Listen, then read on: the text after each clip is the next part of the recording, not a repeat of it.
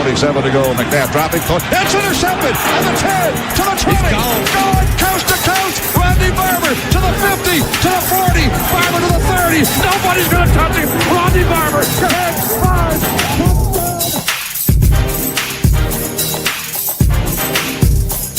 The Super Bowl, and they're trying to win it for us. Third down, 18. Dropping Gannon, looking Gannon. Goes up with a head to the side. At the 30. Derek Brooks 30. Brooks to the 29. 20. Derek Brooks all the way. There it is. The dagger's in. We're going to win the Super Bowl. And off Alston over the top. Second effort. He's got it. We think. They think they can. There it is. A triple try.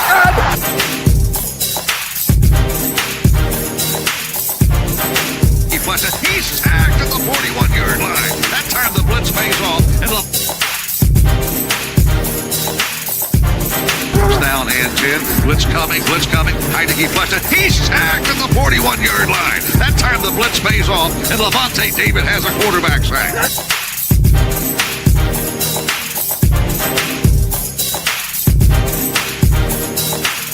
Here's the snap. Play action fake. Brady looking. Throws toward the end zone. Caught ball. Touchdown Tampa Bay Buccaneers. Rob Gronkowski's got 2 today.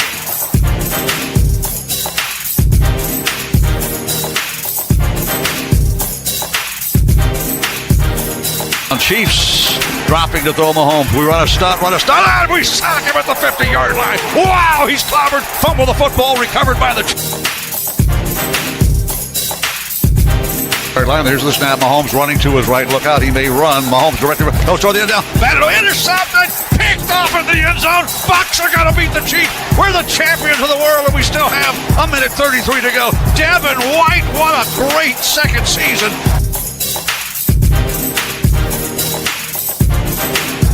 Snap, Brady dropping, looking, Brady goes. Caught ball, it's caught, touchdown Tampa Bay, Rashawn White, touchdown Buccaneers, fire the cannons, Bucs tie the game at 16.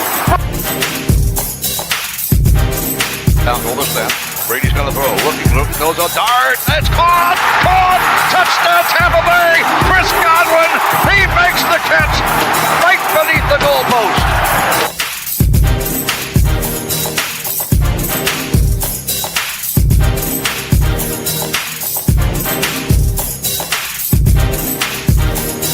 Mayfield has time, cocks the arm, runs the ball. He's going to run to the 30. He runs to the 35. He has a first down. Wow. Hippie ankle, bruised ribs. He's got guts.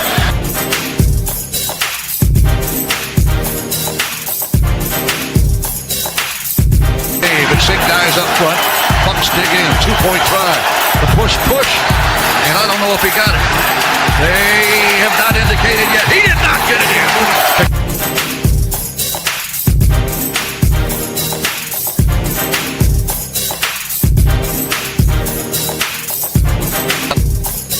In motion, Shepard to the left. We fake the end around, hand the ball off, running to the right. Irving inside the 10 to the 5. 3-2-1. Touchdown Tampa Bay. Bucky Irving takes it to the house.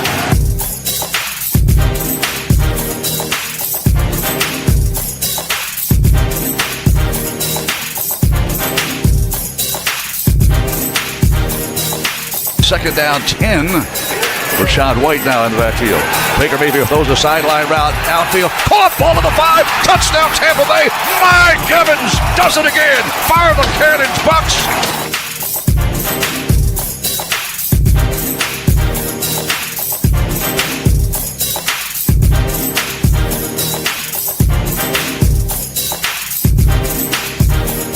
Here's the snap to Rattler. Here comes pressure. Gets the pass. Near sideline. Incomplete pass. Bucs take the ball away. On downs. And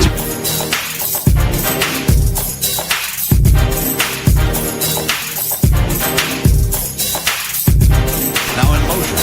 Mike Evans drifts over to the left slot. Baker Mayfield shotgun. They know what we're going to do. Baker Mayfield looks, throws the ball to caught ball. Evans. He's got it to the 40-yard line. 1,000 plus. Mike Evans. 11 seasons in a row. How about this Buccaneers at number 13?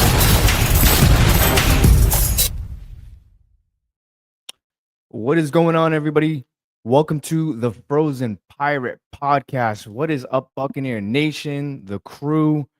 I am happy to be doing this show now exclusively right here on the Sports Web. We have a great show lined up with a special guest. And hey, you never know who's going to show up on the show, but we have a really good show lined up for you guys.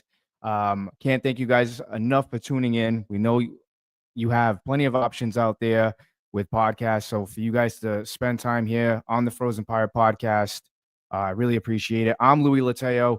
I am the host of the Frozen Pirate Podcast. I am the captain of this ship. And like I said, we have a good show lined up for you guys. We're going to be talking about Simeon Rice, Ring of Honor, the primetime games for the Tampa Bay Buccaneers, the Buccaneers defense.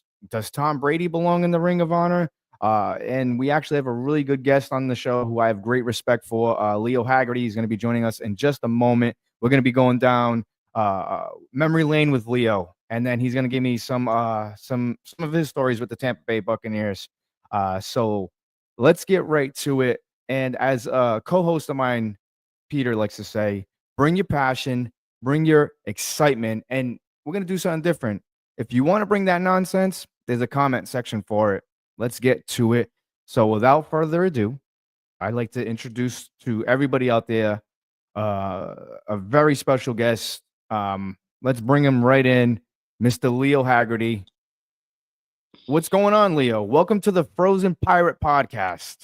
Well, Louis, thanks for having me. I appreciate the time spending with the hardest working Buccaneer guy in Massachusetts. Thank you so much, Leo. So now you're in front of a new audience here with the Frozen Pirate Podcast. Real quickly, just let everybody know who you are, what you've done with the Tampa Bay Buccaneers, and what you do now, because you're a very interesting man, somebody who I have great respect for, love doing the show, the Sports Web with, and obviously happy to be on board with you guys. Well, I'll try to give you the Reader's Digest version, but started out a college football player, then coach, and then got into high school teaching and coaching there. And then all of a sudden, I got involved with Tom Hepler and our live scouting service, which is the number one non-professional one. Got involved with that, and then got involved with what they call Blesto. There are two NFL scouting services, All-American and Blesto. One has 16 teams, the other has the other 16 teams.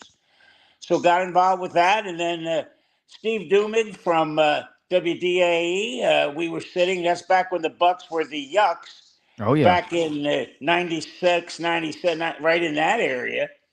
And we were the only two in the press box, in that auxiliary press box. He said, can you come on? So I said, come on, sure, talk about it. And then the people at the time were Buccaneer Magazine said, hey, can you write a column for us? And that turned into a quarter page, half a page. Became the managing editor there, and was lucky enough to be in on the time when the Bucs won their first Super Bowl, and been in the media radio business down here since 1999, following the Buccaneers. That's truly amazing, Leo. That's quite a resume. I have a lot of respect for you, especially being a part with that first Buccaneers Super Bowl. I was probably maybe about 15 or 14 years old when they won that Super Bowl. That was an awesome time, man. Like that defense was something, huh? Oh, it was out of sight. And Louis, I'm going to, and I hope your people listening don't think I'm a conceited, but I'm the only guy in the country, definitely the only guy in Tampa Bay that picked them to win at Philly, and then on the radio with JT the Brick on Fox Radio. Oh yeah, I remember JT. Actually came out and said the Bucs weren't just going to beat the Raiders; they were going to demolish the Raiders. And there was just one other person who did that, and that was Tony Dungy. Yeah, but everybody thought the Raiders were going to win, and I'll tell you what, that's just if you're a Buccaneer fan, that first one, the first one's always the best, and right. Then it's icing on the cake with the second one, but that first one came out of nowhere, and then all of a sudden, boom, they're playing, and that defense. I think the '99 defense was better, but not by much.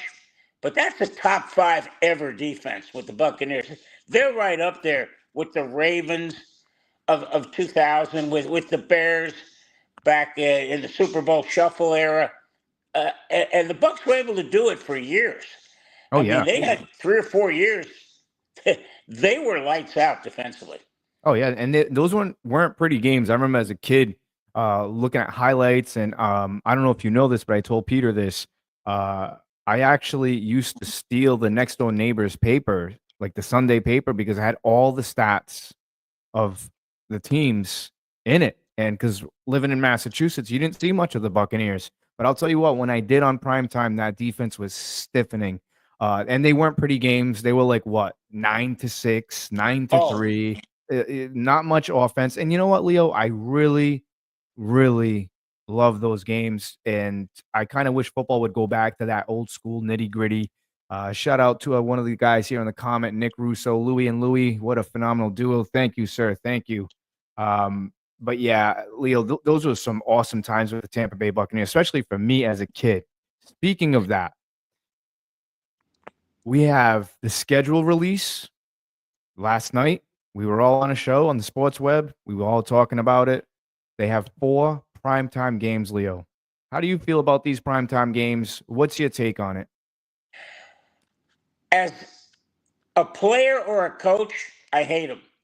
And again, when the Detroit Lions turned it around about 3 years ago, they had 16 games at 1 o'clock in the afternoon. Yeah. That's impressive because football is a game of continuity and repetition. And the more 1 o'clock games, everybody's talking about Aaron Rodgers. You know, he's kind of waiting around because he doesn't want to be burdened with a lot of primetime games. And I don't blame him. I mean, nobody likes to play Monday night. I mean, look at the Bucs when we get to this part of the schedule. They're going to have an away game. Then they're going to have a short week to travel to Los Angeles. I mean, 3,000 miles in a short week, not a good thing. So, the big problem with the NFL, and it's not a big problem, but success breeds success. Yeah. Kansas City has 7 of them. The Bucs, the teams that are doing well are going to be on primetime. That's just the way of the world. Get used to it.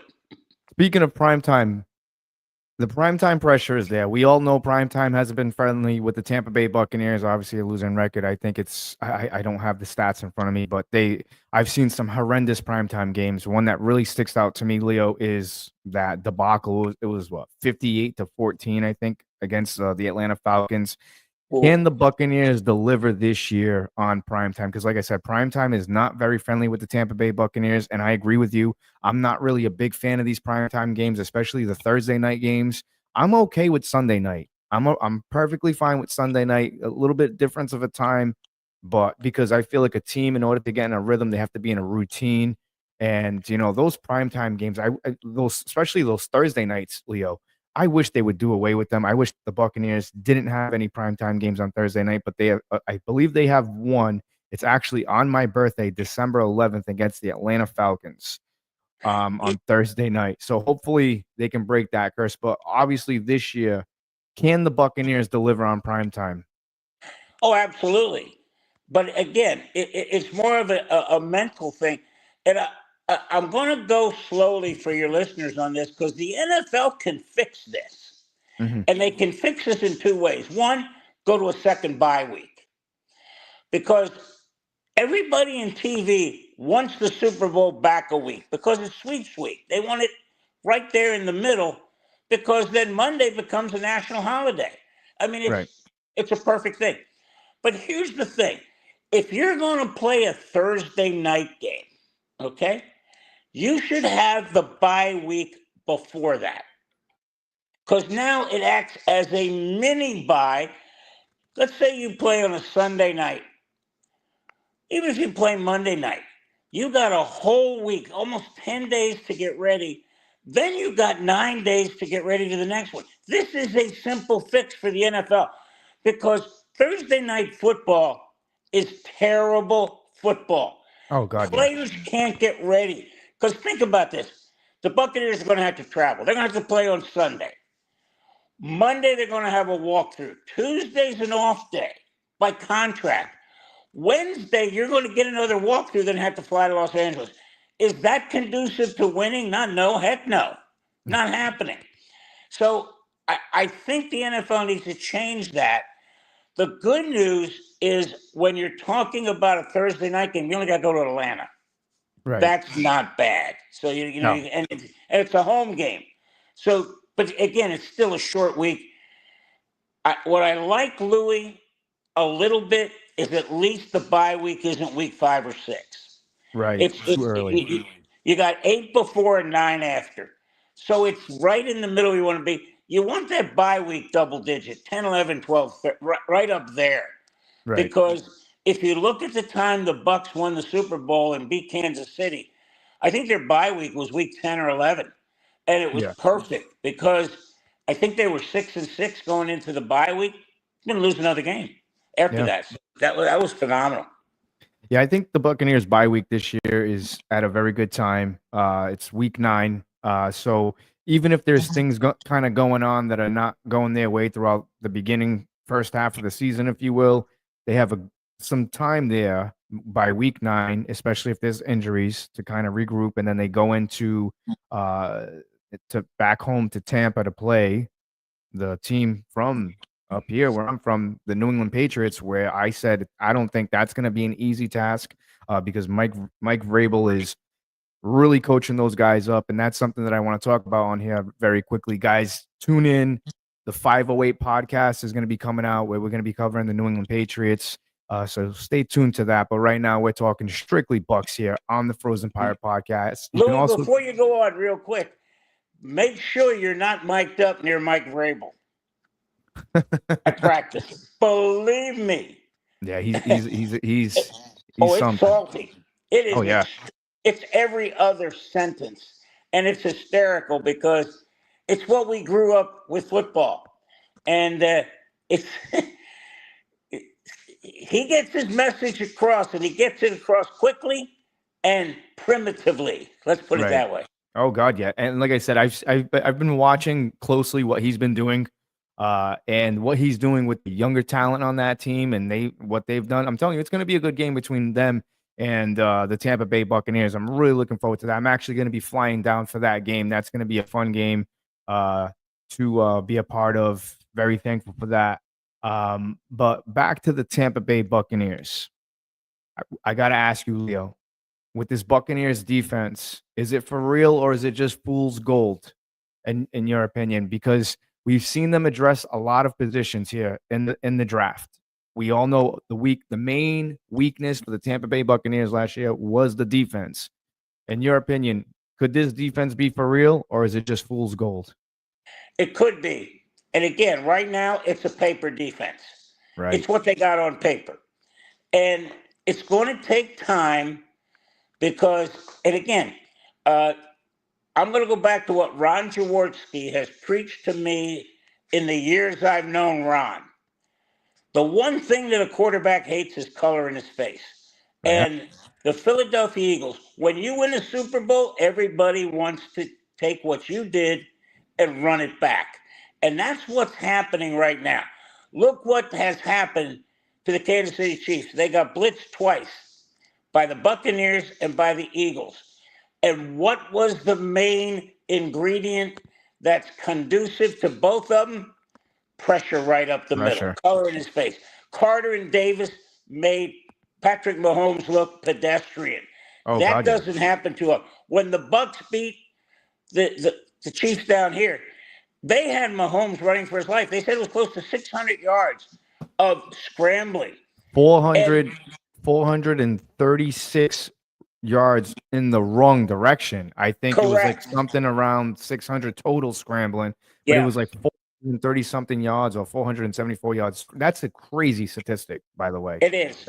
And it's what's nuts is the same thing kind of happened with the Chiefs. When they lost to the Bucs, they moved guards to tackles. Can't do that. They did the same thing with the Buccaneers. They did with the Eagles. They moved the guard out and then Carter and Davis. I mean, look, I'll tell you what, folks. I think Watson got signed for a reason. You put Watson and Vita Vea next. Hey, the guy's 400 pounds. I'm sorry. What I like about that is you're going to have to double team him. All Oh you yeah. need him for is 10 to 15 plays. Yep. Third and long, you put him next to Vita Vea. That's two guys you're going to have to double. That means you're going to have a back or a tight end blocking on an edge rusher. I like those odds. That's why I say this right now is a paper defense because it looks good on paper. But the bottom line is if the quarterback can throw it where he wants to, when he wants to, and to whom he wants to, they're going to beat you. So the Yeah. Buccaneers have got to come up with a pass rush. That's plain and simple. It's the best friend of a guy playing on the back end. Absolutely. I agree with you. Right now, guys, I agree with Leo. It is a paper defense. They addressed some key positions that we needed. We got some depth at corner. We addressed the outside linebacker position, but at the end of the day, Leo is right. It is a paper defense. Speaking of defense, Leo, it's about damn time Simeon Rice enters the Buccaneers Ring of Honor. How do you feel about that? Are you happy for him? I'm excited for him. I think the next step is the Hall of Fame. I feel like he deserves it. And if he gets into the Hall of Fame, it's unanimous across the board that Buccaneer defense of 2001, 2002, or even 2003, that defense, it was, if not, I want to say top 3, top 4 of greatest defenses of all time. And he was a part of it. If you don't think Simeon Rice was the missing link to that team getting to the Super Bowl and winning a Super Bowl, I had a chance. Back then, they allowed us to stay and watch practice pretty much. And I had a great relationship with Rod Marinelli, the defensive line. And I said, Rod, the guy looks like a jaguar when he gets down in the stance. The guy's 6'6". He looked like he was the tush push. He was Yeah. standing there. He would just uncoil. And now Sapp would force the team to double team him. And now there was a guy coming off the edge. And I'm going to give folks a quick look at the main difference between the Buccaneers defense and everybody else back then. When they played Philadelphia up there, the Rondé Barber interception game, when the Eagles went to their their third down defense, they had 8 substitutions. When the Bucs went to their third down defense, they had 1. Yeah. Brian Kelly came in, Al Singleton went out. They had 10 3-down players. That's unheard of. Yeah. And the second thing was, and this is your trivia question, guys, 22 people that started the season for the Buccaneers, 21 played in the Super Bowl. 1 major injury. Anthony McFarland. All right. Booker McFarland. Yep. Broke his arm. That was it. And, I'm so happy for Anthony because he went up to the Colts and got his Super Bowl ring. But you know what? Everything went right. But I'm going to go back real quick to the 1999 defense. I was watching something on NFL Films, and DeMarco Farr was reviewing the Rams. And he said, we played this. And then he said, then for the NFC Championship, we had to play the Bucs, and I never saw our offense come off the field with looks of fear. And that's the game where Brooks broke the wide receiver's leg early in the first. Believe me, I'm going to take to my grave that Bert Emanuel caught that football. He caught that football. I don't care what anybody says. He caught that football. And the NFL did not want a 9-6 Super Bowl. No. Because nobody was going to score on the Buccaneers. They just weren't going to. I mean, especially think about it. You had the Tennessee Titans, the up and coming Tennessee Titans with Steve McNair. They just, I believe it was was their first year, or their second year as moving to Tennessee. I think so. Yeah, I think it was either the first or second year. Time in Tennessee. But think about this. That pass that was from Brian Kelly missed it by that much. Yeah.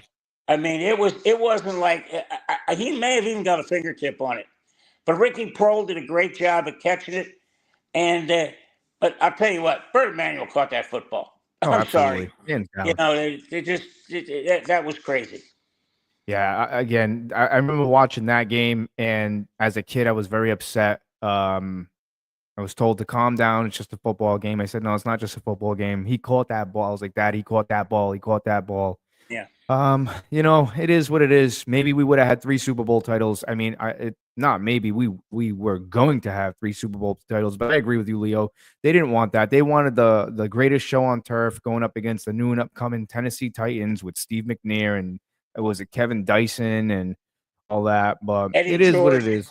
Yeah. Yeah, Eddie George, the up and coming Titans. So speaking of, my dad, because he was a huge Patriots fan, big Tom Brady fan. Does Tom Brady belong in the Ring of Honor? I mean, me and you dabbled with this a little bit. I think me and you kind of agree on this topic. For me, no, just because there's other guys that deserve to be in there, in my opinion, before him. And then maybe 5 to 6 years down the road, because they're playing the Patriots week 10, and a lot of people are like, oh, they should induct him into the Ring of Honor. No, there's guys out there that need to go in there first. What do you say?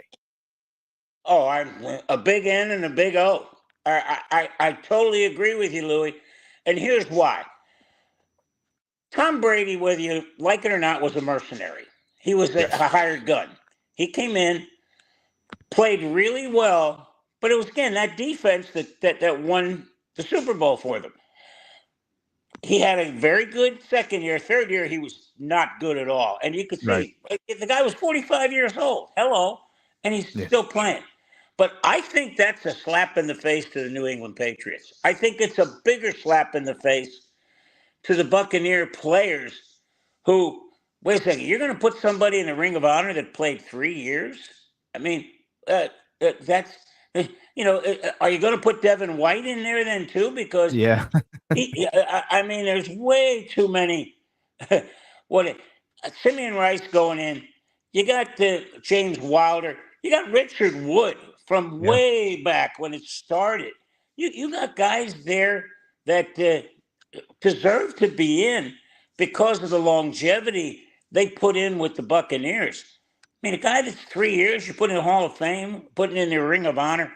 I can't bite on that hook, Louis. Not at all. Yeah, I mean, neither can I. Like I said, Leo, maybe within 6 to 8 years, because I'm not gonna lie, Tom Brady did do a lot of justice for this team. He changed the culture. Everybody got better, but it wasn't just Tom Brady.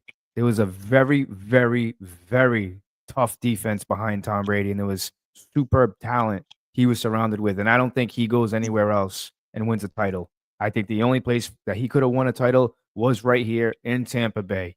I got to ask you, Leo, because you've been around a long time with this team. Let's go down a walk down memory lane with Leo Haggerty. What's one memory that really sticks out to you on the field with the Buccaneers? What's something that really sticks out in your mind where it's just there? What's something that you really remember with the team? Shutting down the vet. And again, I was there, sitting in the press box. And, Donovan McNabb gets hammered because of the interception. But people don't realize, if you watch that play, it was a perfectly designed play by Monty Kiffin. Barber is the slot corner, and he rushes. He actually takes 2 steps across the line of scrimmage. McNabb loses him, literally loses him, drops back, and he's a boom. They hits him right in the chest. Honest to God, when that happened, there was one viral, primal scream from that stadium. Then it was stone cold funeral home silence. Oh, yeah. And they're going down. Now, folks, I'm going to admit this. I'm an Eagles fan. You cut me, I bleed cheesesteak. I grew up there. Now, my son and I are at the game. He leans to me and goes, Dad, you're not enjoying this, are you? I said, yeah, but I'm going to have a Super Bowl credential to go out to San Diego and watch this. So, yeah, it's a little tough, but I'm going to enjoy it next week. So that moment is a top moment in Buccaneer lore. It's got to be the top moment because they definitely exercised all those. They exercised one in Chicago, winning when it was 32 or below. They beat the Bears 16-0 that whole year, and then they exercised the ghost of Philly. And I got to. I know, Louis, I'm going over time, but I got to No, tell you this good. story. I'm on Philly TV. I'm on Comcast, and they asked me. Said, "Well, the guy before me goes, well, the Eagles are going to win by 11 or 12 points." I go, "You know what, guys? This is not your grandpa's Bucks." I said, No. "This is going to be a very difficult game for the Eagles because the Bucks are going to hang around. Don't be surprised if it doesn't go overtime or a great play." The worst thing that happened to the Eagles, if you remember this game, they have a great kickoff. 2 plays later, it's 7-0. I remember that. I when I saw that, Leo, I was again, I'm probably about 14, 15 years old when I seen this game. I was very pumped up for this game. I'm like, we're gonna do it. We have the defense. Brad Johnson's playing good, but we had some. We didn't know if Joe Juravicius was gonna play. And we know every time we went to Philly, it was a wrap. The season was ghosts. It was over. But this game felt special. But when I seen, I'm not gonna lie, when they scored in 2 plays, I was just like, well, here we go again. Here we go again. And you know what? If Juravicius doesn't make that trip, they don't win because he has that short pass that he turns into, I think, 67 yards, Oh yeah. and that whole game. But there's a play, Louis, and I'll get off after this one. There's a play. The Bucks knew what the Eagles did offensively. McNabb would level when he was going through his progressions. What that means is he would not look left and right. He would look one way and then look short, medium, long, whatever it was. Right. And as soon as McNabb looked, the whole Buccaneer defense would flow that way. So it's like the third quarter, and it was a terribly windy day. And McNabb looks to his right. And I'm sitting up there with my son and Ken Podolak, who covered the Eagles for us at the time Night Sports Productions and Buccaneer Magazine. We're sitting there, and McNabb, for some reason, looked left, and there is James Thrash standing alone about 20 yards down the field outside the hash mark. McNabb throws it, and I go, "This is going to be a touchdown. He's going to catch it and run forever." Louis, if you don't think God wanted the Bucs to win that game, that ball got within 5 yards of Thrash, and it was like Charlton Heston parting the Red Sea as Moses. That ball hit a wall of wind and fell straight to.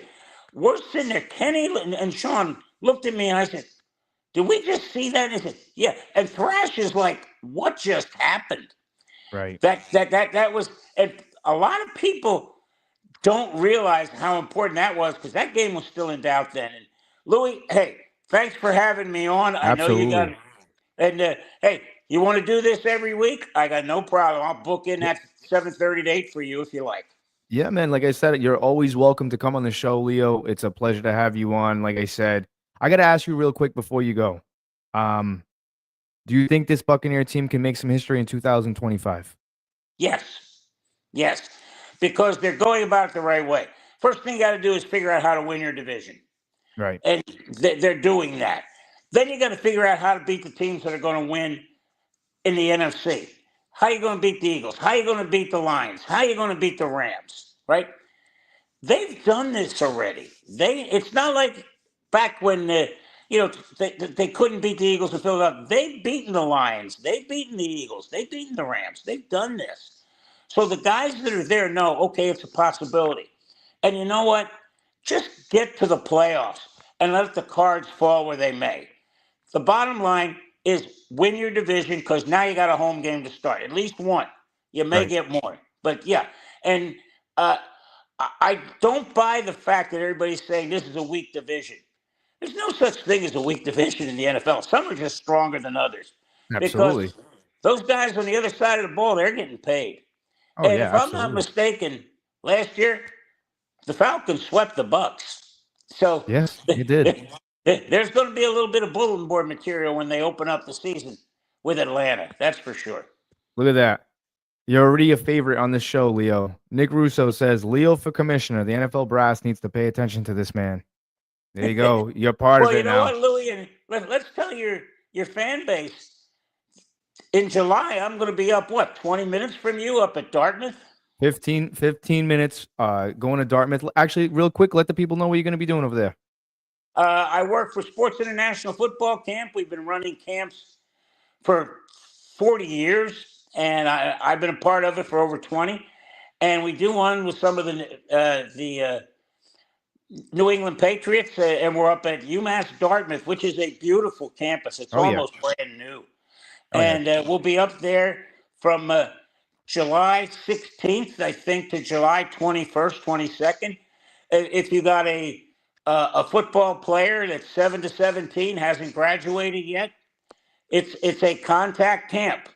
We helmets and shoulder pads. So So if I you're got one interested, coming for you. My nephew, he's going up there. I have him watching a lot of Mike Allstott because this kid used to be a Twiglio, and then he told me, "Hey, I really want to start playing football." I said, "Well, in order to start playing football, you better go sign up for Pop Warner." He did that. Played a lot of special teams, which is awesome.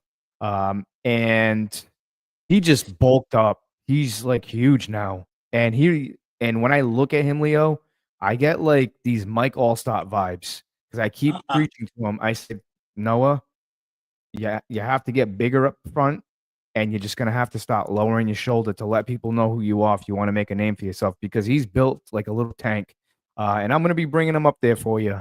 Hopefully you can work with him and stuff like that. But yes, oh, hold on, here we go. We got a Chris Carberry says I did that camp in 1994, my senior year. you may Showing have my seen. age, I guess. That's crazy. That's awesome. Well, That's Louis, awesome. thanks for having me on. Absolutely. And When you anytime come need me, down, Leo, when you come down, we're gonna go to a little place I like to call the Tipsy Seagull. Do you drink any like IPAs or anything like that? I can't yet with the throat cancer, but Okay. hopefully by then I'll be able to try something. And if that's possible, hey, we'll definitely break bread because, Oh, as Peter absolutely. tells you, we eat well when I go away. All right. Well, there's a lot of Portuguese cuisine out here. I'm gonna bring you to a nice Portuguese restaurant so you can have some good Portuguese food. And we're gonna show you a good time down here. Sounds like a plan. Louis, thanks again, buddy. Absolutely, man. Thank you, Leo. Appreciate you, Take man. care. Bye You now. too. Bye. That was Leo Haggerty. It's a blast having him on. That man, very knowledgeable of the game. Just so much information. Chris Carberry here says Max's. Yeah, you got to bring him to Max's, man. We got to show him a good time. You know, this is the new era of the Frozen Pirate podcast. Everything is right where it needs to be. You guys are going to see some guests coming on here, filtering through. Being a part of the sports web now exclusively, like I said, right there, the sports web, the Frozen Pirate podcast is exclusively on the sports web. Make sure you guys go out to the YouTube channel, just put in the Frozen Pirate podcast, like and subscribe to that. We do like giveaways and stuff. What's up, everyone? Lewis Darden, what's going on, man? Appreciate you joining the show. And like I was saying, guys, go out, subscribe, share this episode. Go follow me on X/Twitter, Facebook at Louis Lateo, or the Frozen Pirate Podcast. We're going to be doing these live streams every Thursday. 7:30 is going to be the kickoff time for us. I'm the captain of this ship. And like I said, you'll never know who shows up. Like I said, you'll never know who's going to show up. And you can also catch me on the sports web every Monday and Wednesday at 8 o'clock. Guys like Leo, Harry the Greek. Hey, I've even been on with Seneca Wallace, man. And you just never know who's going to show up on the sports web. But again, it's humbling and it's fun to be on this part of the team. So I appreciate every single one of those guys. A lot of people have been asking me, what's my opinion for this schedule? What do I think the Tampa Bay Buccaneers are going to look like? Honestly, guys, I hate doing that. I really do. I don't.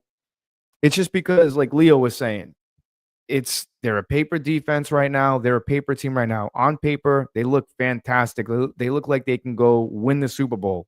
But we never know what's going to happen. I mean, let's go through the schedule real quick, and then I won't waste any more of you guys' time. Because, like I said, you guys have reviewed this schedule how many times now? So we're looking at Atlanta. The Atlanta Falcons is the home opener. Well, not the home opener. It's their home opener. We're playing them at 1 o'clock in Atlanta. In my opinion, guys, this is a must-win game for the Tampa Bay Buccaneers. And when I say must-win game, it's because they lost 2 straight games to to the Atlanta Falcons last year in bullshit fashion. Yeah, I went and said that. Bullshit. Uh, it was bullshit. The Tampa Bay Buccaneers should have won those 2 games against the Atlanta Falcons, or maybe they should have split it. But in my opinion, that's a must-win game right off the rip. They have to set the tone. They have to set basically they have to run the South. This is their division. 5 years in a row. Let's go. 5 years in a row. I want to see this team do it because nobody in the South has done it. And then week 2, Monday night, you have the Houston Texans. I think they have a receipt for the Houston Texans, in my opinion. They have a receipt for them because that game that we lost to the Houston Texans just didn't sit well with me. And the Buccaneers were a better team. So let's go to the comments here. Zach Jarvis, found your channel last week. Love the content. Keep at it. Man, I appreciate that so much. I really do. Just because of the simple fact that I've been working very hard. Make sure you guys go check out the All Walks of Life episode. Me and one of the grandfathers of the Frozen Pirate podcast. Shout out to him. I wouldn't have been where I am now without him being down here and helping me out with the show and helping me get going with the Frozen Pirate podcast. He was the co-host, Jay. We did a great episode, All Walks of Life. We had a few drinks. We're gonna tend to do that. Maybe once or twice a month. We're gonna have a special guest join us for an hour or two. We're gonna have drinks, and it's no need to get offended or anything like that. It's just gonna be wholesome, genuine bar talk. Like you go to the barber shop, you go to a bar, you have a conversation with the boys. It's gonna be like that, man. That's what All Walks of Life is. But anyways, let's get back at the Cove. Yeah. Week 2 against the Houston Texans, that loss, it just didn't sit right with me. I think the Tampa Bay Buccaneers are going to have a receipt for their ass. So, I mean, maybe I should write this down. Let's write this down and see how good my prediction is. Yeah. So, in my opinion, I think week 1, that's a W against Atlanta. Week 1. Week 2 is going to be a W, in my opinion. I think they have a receipt for the Houston Texans. Now they're going. The home opener is Sunday, 1:00 against the New York Jets. Also, guys, feel free to comment in the comment section. Like my co-host Peter Blake says, bring your passion, bring your energy. I say, go ahead and bring the nonsense. Put it in the comment section. The New York Jets are a team that's kind of rebuilding, in my opinion, but I don't think they're going to be one of those teams that the Tampa Bay Buccaneers are just going to be like, hey, we're going to beat you guys. They made that same mistake last year against the Denver Broncos. And where did that get them? They got punched right in the damn mouth, and they couldn't recover from that because they just went in there, oh, we're going to beat the Broncos. No problem. Bullshit, you got humbled. But I still think the New York Jets are still a team that's rebuilding. I think Justin Fields is going to be scrambling for his life out there. So we're going to say that's a W. Now, Sunday, 1 p.m. for the Philadelphia Eagles. This game is 50-50 in my opinion. And again, guys, I hate doing this because we haven't even seen training camp start. So the Philadelphia Eagles at 1:00, it's still going to be hot in Tampa at the Ray J. I know yesterday I said that they could lose against the Eagles, but you know what? Looking at the Eagles schedule, they had a schedule like we had last year. It was like murderer's row, dude. It's not fun. If you get a chance after the show, go look at the schedule for the Philadelphia Eagles. But you know what? I'm going to say they're going to beat the Eagles in a close game. I think they're going to beat the Jets in a close game too. So they're going to start the season 4-0, in my opinion. Now, this is what I'm going to say. This is the creamsicle game against the Seattle Seahawks. Both teams, 50 years in the NFL. I don't know what to make of this game because I still think that the Seahawks can compete, but I still think the Tampa Bay Buccaneers are going to come out on top, even though that they're going to Seattle. I think the Buccaneer offense and the defense are going to start off red hot just because they filled a lot of voids that they needed, in my opinion. So we're going to say that's a W. 5-0 so far. Going into San Francisco. Oh, no, we're home at San Francisco. I think that's a W too. in my opinion. I think the Buccaneers are sick and tired of losing to the San Francisco 49ers. That was bullshit last year, in my opinion. So I think the Buccaneers are going to hang one on the 49ers. I know I said something different yesterday, but I really, really got to dive into the schedule. But this is just my opinion right now. So we got 1, 2, 3, 4, 5, 6. Starting off 6-0. This Detroit game on Monday is the game I don't like. I think the Lions are pissed off. A lot of people are saying, hey, they lost their offensive coordinator. They lost their defensive coordinator. They're pretty much done, as they could be. But I still think that's going to be a very hostile place to play. Dan Campbell is going to have those guys ready to play. I think this very well could be a loss. So I'm going to say that could be a loss for the Tampa Bay Buccaneers. So now you're sitting at 1, 2, 3, 4, 5, 6. You're sitting at 6-1. And then you're going into week 8 against the New Orleans Saints. It's no stranger here. The New Orleans Saints are basically rebuilding their team. They're in salary cap hell, and I don't feel bad because of guys like Cameron Jordan running their mouth, who's never won anything. Hey, I got respect for you as a player. As a player, you're probably one of the best Saints of all times. But dude runs his mouth too much. Now he's got nothing to say. So I'm going to say the Tampa Bay Buccaneers go in there, establish dominance to go 2-0 in their division. So I think they're gonna go into New Orleans and take that game. So you got 1, 2, 3, 4, 5, 6, 7-1. The Buccaneers are sitting at going into the bye week 7-1. Hopefully they're well rested, no injuries, minimal injuries. Now you're going into week 10 at home against the New England Patriots. Now look, a lot of people out there are saying the New England Patriots ain't shit. The New England Patriots suck, which they did. But here's the thing. They got Mike Vrabel now coaching that team. And this is something that I'm going to be doing. So everybody from Massachusetts that's watching, I'm going to be doing the 508 podcast. I got to talk to the boss because I have a concept and idea for that show to really expand the sports web. But I want to do the 508 podcast. I've already been covering the New England Patriots. I haven't done any shows, but they're the team that's right up the street. So I'm going to do that. Mike Vrabel really has his finger on the pulse over there. Excuse me. I think he's really going to get those guys ready to play. I don't think they're going to win many games. Well, I shouldn't say I don't think they're going to win many games. I think they're going to win a lot more games this year. I think they're going to lose some close games. I think they're really going to compete. But I have this funny feeling that they're going to come into Tampa because Mike Vrabel, all time as a player and a coach, is 5-1 against the Tampa Bay Buccaneers. The dude is physical, and like Leo just said, Leo Haggerty, shout out to him. Thank you so much, Leo, for coming on the show. He has those guys ready to play. I'm telling you that right now, and I think the Patriots might finish in second place in their division. I'm going to go ahead and say, and I could change this, but again, I have to see what training camp's going to be like. This could be a loss. Let's go to the comments real quickly. Zach Jarvis, shout out to him, man. Thanks for tuning in to the show, man. Follow me on Instagram, Twitter, X, Facebook. Really appreciate you, man. Like and subscribe to the show. And like I said, guys, I know I said I was going to be doing a jersey giveaway last year. Didn't really get to it because the Frozen Pirate podcast was kind of not a mess. It was just kind of all over the place. Now we got everything on point, back on track. Let's get to this comment, though. We are going to be doing a jersey giveaway. I personally, if you don't believe me, go ask Nick Green. Hit him up on Instagram. He got a beautiful Antoine Winfield Jr. jersey sent to him. So that is something that we do here. Eagles better hydrate if they want to win. Absolutely, because it's going to be hot. It's going to be dead hot down there. All right. So I'm going to say an L for that Patriots game. And I'm not being biased and all that stuff. So don't think that that's the case. I'm just saying this New England Patriots team has a lot of that Denver Broncos feel to me, in my opinion. They remind me a lot of the Denver Broncos, what they're doing, because nobody expected anything from Denver. And then Denver turned out to be a pretty decent team. Week 11, going into Buffalo, a game that I'm going to try and make.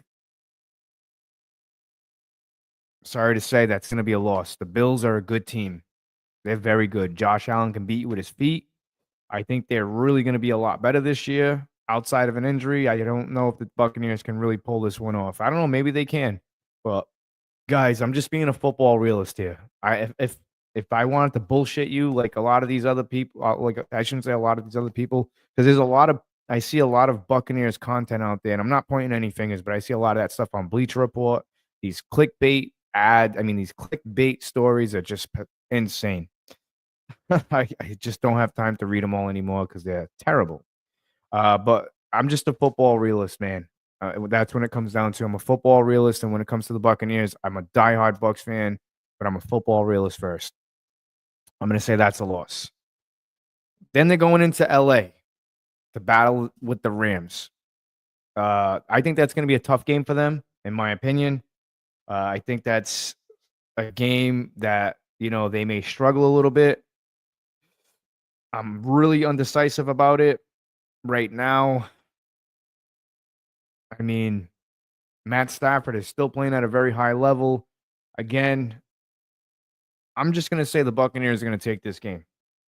I think they're going to win this game by a field goal. Here, I'll even write it down. By a field goal. Keep my own damn log. Arizona Cardinals the following week, week 13. That's in Tampa, which is pretty cool. We get to see Kyler Murray and the boys, Marvin Harrison Jr. You're going to see Marvin Harrison Jr. lock up with Ben Morrison. Listen, this kid Morrison out of Notre Dame that we drafted, he's going to be good. I think he's probably going to be one of the best out of this Buccaneer draft class, in my opinion. He's going to be very good, in my opinion. And if you don't believe me, go to the 2023 season when Notre Dame played Ohio State. Morrison absolutely locks up Marvin Harrison Jr., and that's the future of the NFL as far as wide receivers go. This game, I'm going to say W. Week 14, New Orleans Saints. I already said my piece. W. They're at 10 wins right now. Now we have the Atlanta Falcons. My birthday, December 11th, Thursday night football. I can't stand these Thursday night football games, guys. Cannot stand these Thursday night football games. They're terrible. But because it's my birthday that day, well, I'm going to see if I can make it down there. I think that would be fucking epic. Excuse my language, I know I'm on. But you don't say that. I already said it. I'm on the sports web now, so got to be professional here. But I really can't stand the Falcons. Sorry, Marcus. I can't. Coworker of mine, big Falcons fan. Hey, buddy, 28-3. Just saying. This game, the Buccaneers are going to win. I just think that the Buccaneers can really sweep the series against Atlanta. We owe them a receipt, so I'm going to say W. Carolina, Week 16 in Tampa Bay. This is an interesting game because of the fact that we play Miami and then Carolina, and that's to be determined that game. This Week 16 game is at 1 p.m. in Tampa. At Carolina. I think this is a game that the Tampa Bay Buccaneers are going to lose. I think they're going to split the series with the Carolina Panthers, in my opinion. Dave Canales had the Carolina Panthers really playing at a high level last year. He really found his groove with that team. So we'll see what happens, but I still think that the Tampa Bay Buccaneers and the Carolina Panthers, that's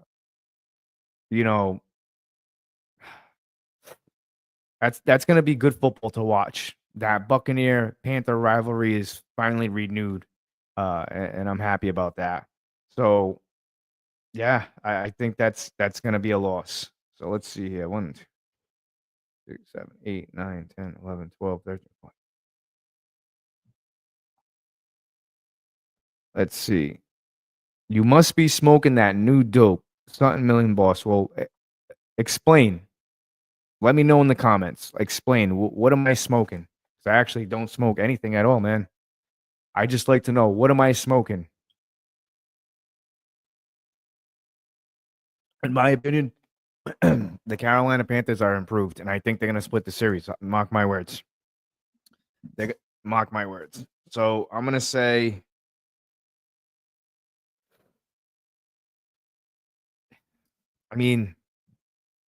it's definitely going to be, it's either going to be in Carolina or in Tampa where they lose one of these games. Hopefully it's the one in Carolina. So I got them losing to Carolina. And then you got Miami, which I think is going to be a W, in my opinion. And then back home to the Carolina Panthers, which I think is going to be a W.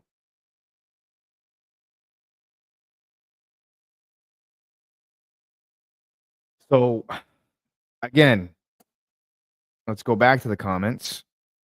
We not losing to Carolina at all. What makes you say that, though? Because Carolina gave us a run for our money the past couple of years, especially with Dave Canales. It's not like we blew Carolina out. So let me hit you with a fact. If Anthony Nelson doesn't strip that football, Todd Bowles is losing that job because the Carolina Panthers came back and almost won that game. Yeah, we beat them. We barely beat them. Carolina Panthers have gotten a lot better overall. I'm telling you that right now. So let's get right to it. So we got one win against the Carolina Panthers, a win against the Dolphins, in my opinion, a loss to the Panthers, a win against Atlanta. Oh, here we go. Now we're coming in with the comments. Let's see. Carolina is going to be better, no doubt. It's not going to be easy to be an easy win. They are improving. Yeah, I mean, like I said, man, in my opinion, I think they've gotten better. I think they're going to give the Tampa Bay Buccaneers a run for their money. I really do. I do think that the Buccaneers are going to split. In my opinion, I think the Buccaneers are going to split. Sorry, I just had a brain fart for a second. I'm trying to multitask. But I do think the Buccaneers are going to split the series with the Carolina Panthers. I really do. So let's see here. Carolina win against Miami, loss against Carolina, win against Atlanta, win against the New Orleans Saints, win against the Cardinals, win by a field goal against the Rams, loss to Buffalo, loss to the Patriots, win against the Saints, loss to Detroit, win against the Niners, win against the Seahawks, win against the Eagles, win against the Jets, and then a win against the Texans, and then one against Atlanta. So that puts them at 1, 2, 3, 4, 5, 6, 7, 8, 9, 10, 11, 12, 13 and 4. As of right now, I have the Buccaneers going 13 and 4 as a paper football team. How's that? 13 and 4 as a paper football team. I want to go back to that gentleman sitting on a Miller boss. What makes you think that the Tampa Bay Buccaneers are going to sweep the Carolina Panthers? I mean, this is, again, I'm not here to look, guys, it's the same thing as Peter Blake's show, The Sports Web. I'm not here to argue with anybody, insult anybody, so please don't take me the wrong way or anything like that. I just like to debate and stuff like that. And you have your own opinion here on the Frozen Pirate podcast. I respect your opinion. You have your own opinion. But if you're going to state an opinion, make sure you bring facts and tell me why. You know what I'm saying? Just, you got to bring facts. I'm going to be heading out now. I usually do about an hour on Thursday night. Peter and myself have had a long week. We've been burning the midnight oil, or however that saying goes. Last night we did the show all the way up to 12:30. I get up at around 4:30 in the morning, 5 o'clock to get up and go to work. I do construction. So yeah, it was pretty tough today, especially working out in the rain. But again, everybody, thank you guys for joining me on the Frozen Pirate podcast exclusively on the Sports Web. My name is Louis Lateo. You can catch me on Facebook at Louis Lateo. Also, the Frozen Pirate podcast on Facebook. You can catch me on Instagram, X, Twitter, TikTok, YouTube, the Frozen Pirate podcast. Make sure you guys like and subscribe to all of my social media stuff, man. Like I said, we're definitely going to be doing a free jersey giveaway. I'm definitely down to doing that. I'll figure out what the stipulation is for that. And again, guys, thank you guys for joining me here on the Frozen Pirate podcast, exclusively on the Sports Web. because we are the evolution in sports talk. And like I said, make sure you guys join us Monday. This Monday, we have a good show lined up for you guys at 8 o'clock on the Sports Web. Like and subscribe to everything with the Sports Web. And again, guys, thank you guys for joining us, man. I really appreciate it. Appreciate you guys. Shout out to Leo Haggerty for joining us. You're going to be seeing Leo join the Frozen Pirate podcast and joining us here. Buccaneers Nation, be excited. Be excited. I'm predicting 13-4 on paper, because this is a paper football team right now. On paper, they are 13-4 in my opinion. But again, guys, I don't want to bore you guys any longer. I got to get going. I'm tired. Believe me, I've had a long week, and I have a 7-year-old, so that's another job in itself. But yeah, thanks for joining us here, and thanks for joining us. I'm looking forward to chatting with you guys throughout the season, throughout the off season. Really appreciate you guys, and again, thank you. I can't say that enough. I really appreciate it. A lot of hard work goes into these live streams and this podcast that I do, and without you guys, I wouldn't be here. So I greatly appreciate you guys joining me. And again, go subscribe to us. Again, we're also, if you can't catch us on the video stuff, we're also available on Spotify, iHeartRadio, Apple Music. Apple iPod, whatever the hell it's called, man. Yeah, see, I'm tired, man. I gotta go. Frozen Pirate Podcast.